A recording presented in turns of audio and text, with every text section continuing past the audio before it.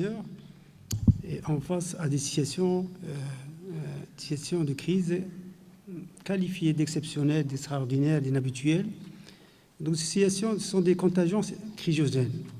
Si je récupère un peu la définition qui était donnée par M. Verada, ici présent dans sa thèse, concernant la contingence cryogène, ce sont des situations qui échappent au contrôle à la volonté aussi bien des acteurs que des organisations, et en même temps qui leur infligent des altérations, des interférences paradoxales, inhabituelles. Et donc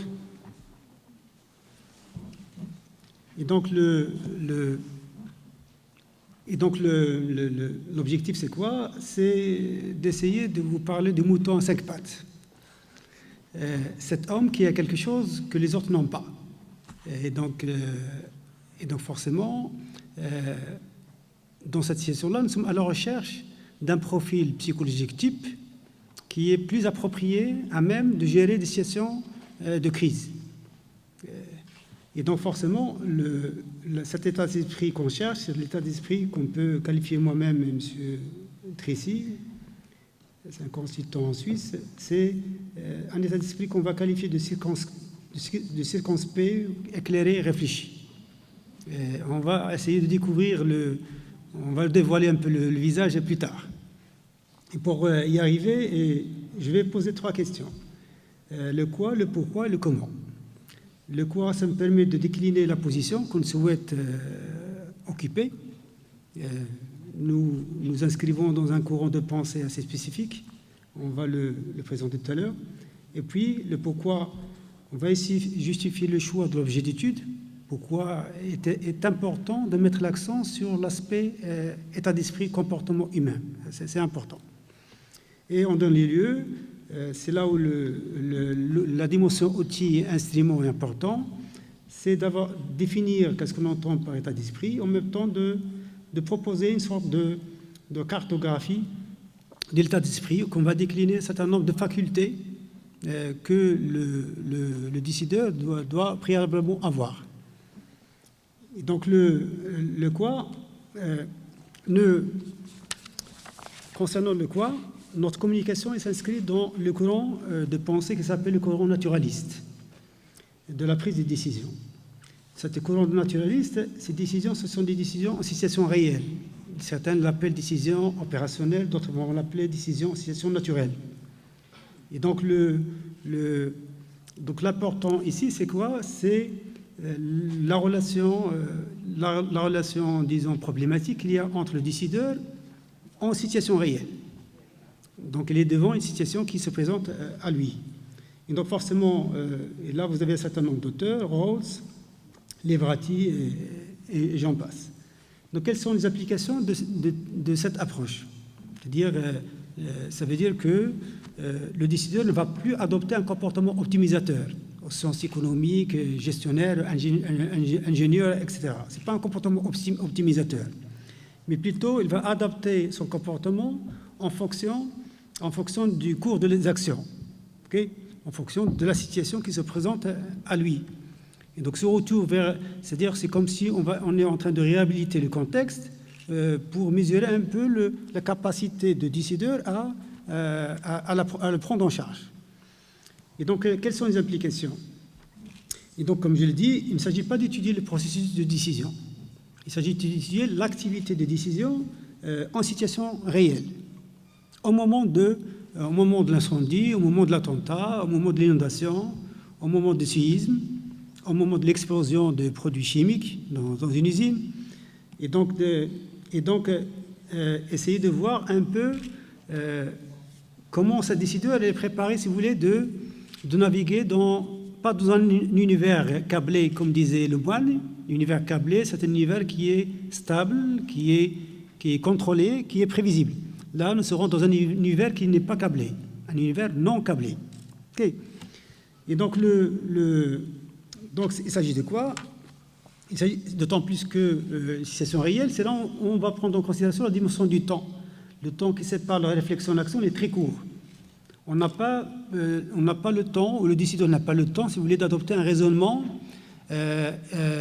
hypothético-déductif, ou faire des scénarios, ou faire des tests. Il n'a pas le temps.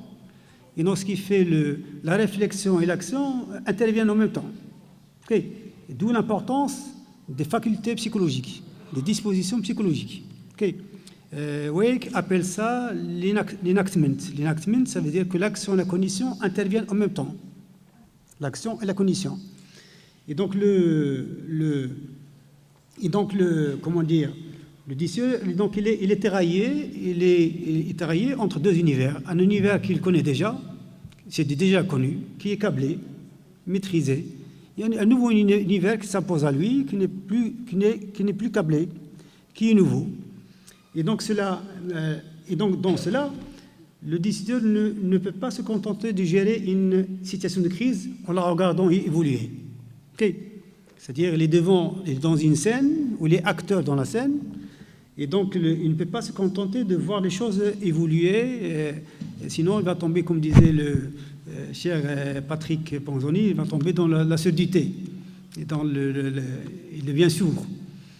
Et donc, ce qui fait qu'à ce niveau, donc c'est là un niveau intérieur de contrôle. On parle d'un niveau intérieur, psychologique, pas extérieur. Le niveau intérieur de contrôle il se développe lorsque l'individu va disposer de certaines activités qu'on peut appeler implicites, propres, cognitives, psychologiques. Et donc, c'est là, ces activités-là propres, c'est elle qui va mettre en évidence l'intérêt d'interroger, d'observer la relation qu'il y a entre le rôle fondamental que va jouer le décideur en situation réelle. Et donc, ces activités nécessitent implicites, des activités cognitives, et nécessitent un certain nombre de capacités.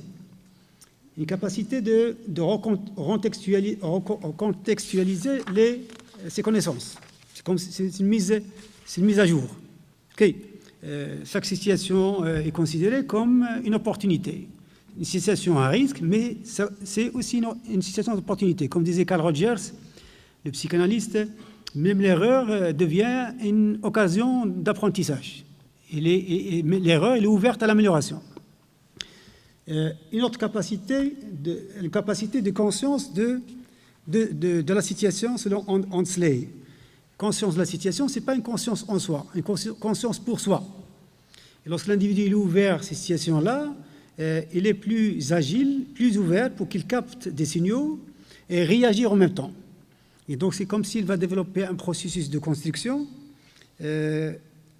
qu'une fois établi par l'apprentissage, par l'ouverture d'esprit, ça va lui permettre, si vous voulez, d'enrichir son cadre de référence. Une autre capacité aussi, c'est une capacité de création de sens, selon Wake, qui permet de transformer un monde d'expérience en monde intelligible, par le sens, la création du sens. Est-ce que je suis capable de donner un sens aux situations qui sont inhabituelles? Et donc, l'intelligibilité ne peut pas être construite ni formalisée sans création du sens. Et donc c'est là où le psychologue mise beaucoup sur l'intuition plus que sur l'intelligence. L'intuition, elle est première. L'intelligence, elle est seconde. Et donc, on va justifier maintenant le choix. Pourquoi c'est important, si vous voulez, de s'intéresser à l'état d'esprit. Et donc, justifier le choix d'études. Les études qui se sont penchées exclusivement sur la définition du comportement adapté aux situations de crise souffrent d'une lacune. Ils soulèvent une fausse problématique. Une fausse problématique en focalisant uniquement leurs intérêts et leurs aspects sur des comportements qui sont visibles, en négligeant l'origine du comportement, en négligeant les sources qui étaient les déclencheurs de ce comportement. Et à notre sens, il provient d'une confusion entre la cause et l'effet. Le comportement, c'est l'effet, la cause, c'est l'état d'esprit. Okay. Et donc, c'est comme si nous sommes en train de porter, d'orienter nos projecteurs sur le monde intangible, le monde invisible, le monde psychique. Et donc, l'adaptation d'une telle démarche, il permet, si vous voulez, nous défendons l'idée suivante, c'est que dans un contexte de crise, vouloir agir sur le comportement est un effort vain. Parce qu'on ne peut pas modifier le comportement sans modifier les perceptions, les représentations, l'état d'esprit qui dont est équipée une personne. J'utilise le terme équipé, c'est-à-dire au sens pas technique, mais au sens formatif. Deuxième raison, chaque situation de crise réelle, il est déterminé. Nous sommes dans un déterminisme. Où ce déterminisme, il est double. Il est double comment? Et donc, il dépend, ce déterminisme de situation réelle, il dépend de doubles contraintes. Les contraintes qui ne dépendent pas du décideur, ce sont des contraintes externes. Et il y a des contraintes qui dépendent de lui, qui sont des contraintes internes. Les contraintes externes, par exemple, l'environnement juridique, le cadre légal, qui limite les missions, les attributions des acteurs qui interviennent. Vous avez l'état des infrastructures qui existent dans une ville, dans un territoire. Vous avez aussi le respect des consignes, des ordres donnés par le supérieur. Ce sont des contraintes qui échappent au contrôle du décideur. Mais il y a des contraintes qui sont propres. Et celles-ci sont des contraintes internes. Et donc, si on s'y pose à contraintes externes égales, toutes égales par ailleurs, il semble que la décision en situation de crise subit un niveau de contrainte essentiellement lié à la personnalité du décideur. Si on va considérer que les contraintes externes sont égales. C'est-à-dire, et donc si on va observer le comportement du décideur, on va voir que la variation, la différence qu'il y a, elle est liée aux deux contraintes endogènes ou psychologiques propres aux hommes. Donc la dernière raison, l'analyse de la gestion de crise dans les organisations qu'on nomme les organisations hautement fiables. Il nous fournit aussi un enseignement très important. Il a été démontré que la capacité exceptionnelle des organisations hautement fiables à gérer les situations de crise n'est pas liée à leur procédure de veille, ne sont pas liées aux technologies avancées qu'ils utilisent, révolutionnaires, mais sont liées à leur capacité à développer un état d'esprit approprié qui permet d'affronter les surprises, les discontinuités, les ruptures. Et donc, c'est pour ça que certains exercices en France de cette information, plutôt aux États-Unis, dans les organisations hautement fiables, ils apprennent aux décideurs de prendre conscience de leur biais cognitif. C'est-à-dire comment, à travers leur mécanisme de raisonnement, ils arrivent à déformer les messages, les sens, etc. Lorsqu'on prend conscience de cela, là, on peut développer un décideur qui a une conscience pour soi, pas une conscience en soi. Conscience en soi, c'est un cercle fermé. Conscience pour soi, ça veut dire que nous sommes dans une spirale ascendante. Et toute situation constitue une opportunité dans l'amélioration. Donc, définir maintenant, après la position, la justification du choix, qu'est-ce qu'on entend par état d'esprit, qui est la source du comportement, surtout intangible, et comment on va la cartographier. Donc, si on dit l'état d'esprit, il renvoie à quoi? Il renvoie à un état psychique. C'est une attitude mentale, il signifie la mentalité que possède une personne. Et donc,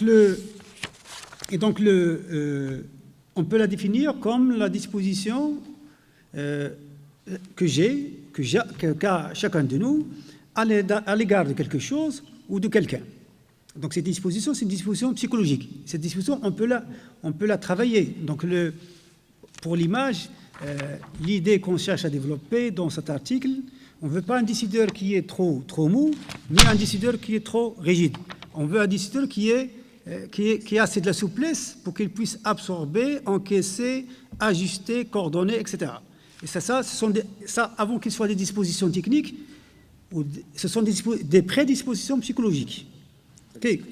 C'est un état d'esprit. Et donc, là, je fais appel à Carol Dweck, qui a publié un ouvrage sur « Changer d'état d'esprit, une nouvelle psychologie de la réussite ». Il distingue deux types d'état d'esprit. L'état d'esprit qui est fixe, l'état d'esprit qui est de développement. L'état d'esprit qui est fixe, il provoque une intelligence statique. Il est fruit d'une vision déterministe, mécanique, une vision qui est déjà rodée, déjà testé et qui est adapté à des situations qui sont déjà connues.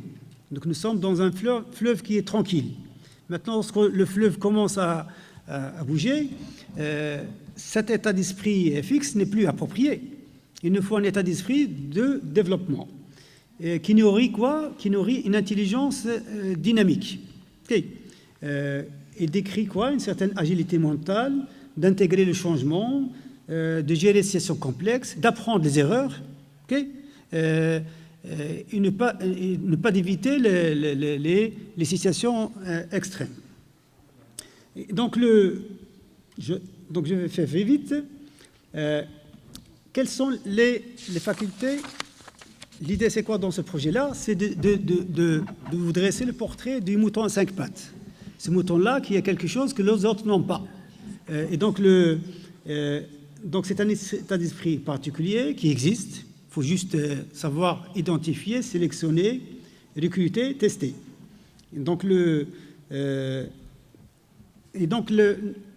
Ces facultés ils étaient synthétisées à travers les travaux de Carl Dweck et Howard Gardner pour dire quoi? Sur des axes, quelles sont les facultés d'un état d'esprit inapproprié et quels sont les états d'esprit les facultés d'un état d'esprit qui sont appropriées. Et donc, si on regarde un peu cette échelle, nous avons quoi? Nous avons passivité contre proactivité, imprudence contre vigilance, rigidité contre flexibilité, stress contre sérénité, et puis routine contre inventivité, et présomption contre prise de recul. Et vous pouvez remarquer avec moi que les facultés qui sont encadrées en vert, ce sont les facultés les plus appropriées.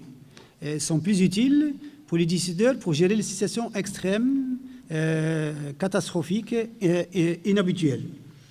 Et donc, je vais rapidement les expliquer. Donc, pour ne pas se laisser la proactivité, ça veut dire quoi? On ne peut pas gérer les situations de crise en misant uniquement sur un état d'esprit qui est rétrospectif.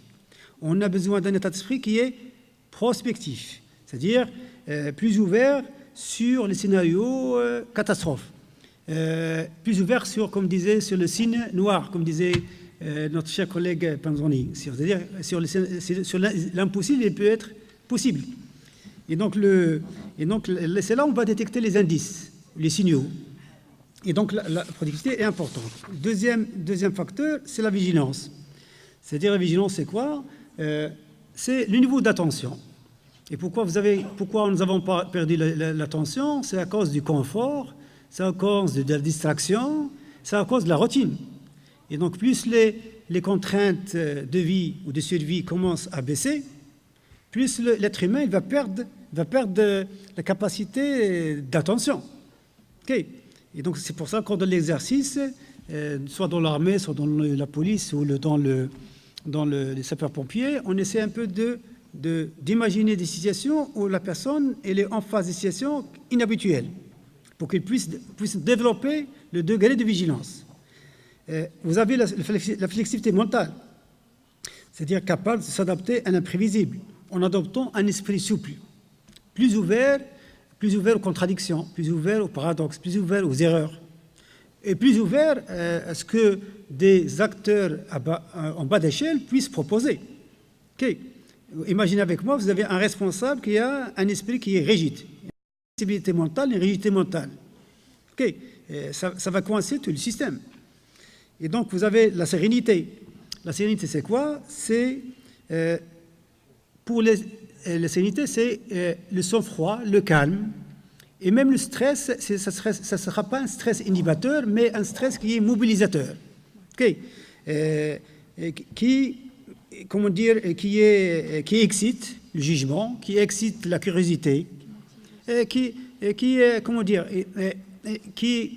dans laquelle la personne n'est pas dans une situation de survie, où il va subir le sentiment de panique, de peur, où il va chercher le bouc émissaire, où il va chercher l'accusation. Il est plus dans la prise en charge de la situation. Mais pour se prendre en charge des situations, il faut d'abord se prendre en charge soi-même.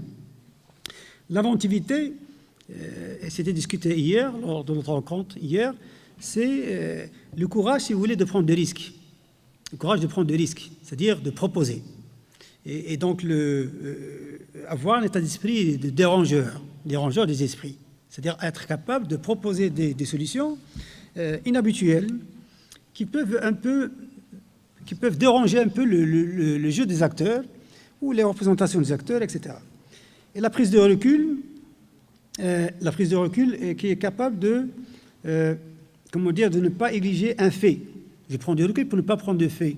Il y avait un responsable qui m'a raconté, dans une scène débordante, parfois je prends le recul, je me mets au fond de la salle, juste une minute.